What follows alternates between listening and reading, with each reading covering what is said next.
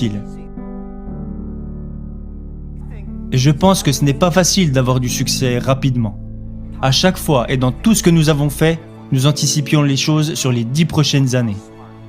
Je sais que je ne suis pas intelligent, mais je sais que si nous voulons réussir, nous devons anticiper les choses 10 ans à l'avance. Si nous voulions avoir du succès, alors nous devions travailler avec des personnes intelligentes. Et pour avoir du succès, nous devions accepter de faire beaucoup d'erreurs sans jamais abandonner.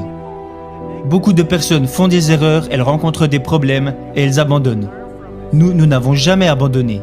Nous avons plutôt appris de nos erreurs.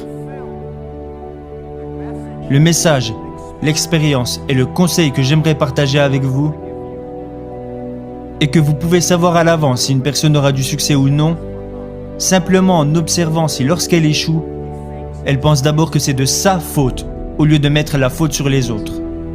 Si cette personne se dit « j'ai échoué à cause des autres », alors elle n'a aucune chance d'y arriver.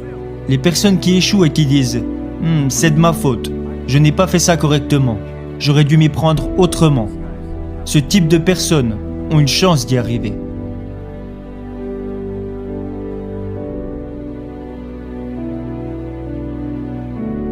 Alors j'ai beaucoup appris des personnes qui échouent. J'ai beaucoup appris des personnes qui font des erreurs et j'ai encore plus appris de mes propres erreurs. Ça, c'est ma philosophie. Quand j'échoue, je me dis « ce n'est pas grave, au moins j'aurais essayé ». Quand je réussis, je me dis « waouh, je n'aurais jamais pensé que ça marcherait ». Cette attitude me rend très positif et optimiste. Et à cause de mes nombreuses erreurs et de tous mes échecs, je ne me plains jamais parce que j'ai l'habitude de perdre.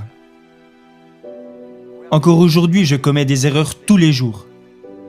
Nous prenons encore des décisions stupides presque tous les jours. Personne n'en sait rien. On pense que c'est intelligent, mais la réalité nous montre que c'était stupide. Mais on apprend et on recommence. On apprend et on recommence. Ça, c'est ma philosophie.